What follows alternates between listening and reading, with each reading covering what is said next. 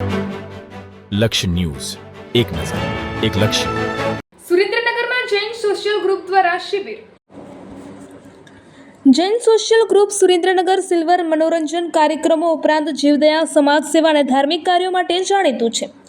તાજેતરમાં જ તેમણે પક્ષીઓ માટે 500 પાણીના કુંડા, 200 પક્ષી ઘર અને ચણનું નિઃશુલ્ક વિતરણ કર્યું હતું. આ ઉપરાંત 3 શાળાઓને પીવાના પાણીની પરબ અને છાશનું વિતરણ પણ કરવામાં આવ્યું હતું. તેમજ લખતર પ્રાથમિક શાળામાં પાણીનું કુલર મૂકવામાં આવ્યું હતું. વેકેશનમાં બાળકો મોબાઈલ અને ટીવી પાછળ સમય ન બગાડે અને જૈન ધર્મના સંસ્કારો મેળવે તે માટે આયોજન કરાયું છે.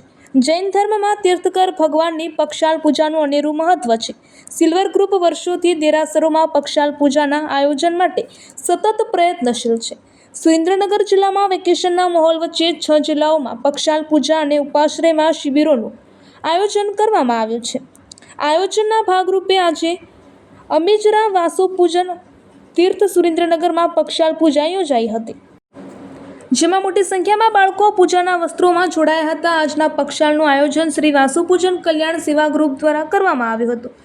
જિનાલયમાં પક્ષાલ પૂજા કરવા આવનાર બાળકોને સિલ્વર ગ્રુપ અને દાતાશ્રીઓના સહયોગથી ભેટ આપવામાં આવી હતી. અક્ષત હિરેનભાઈ પારીખના આત્મશ્રેયાર્થ રિદ્ધિબેન હિરેનભાઈ પારીખ દ્વારા સુંદર કાર્યનો લાભ લેવામાં આવ્યો હતો.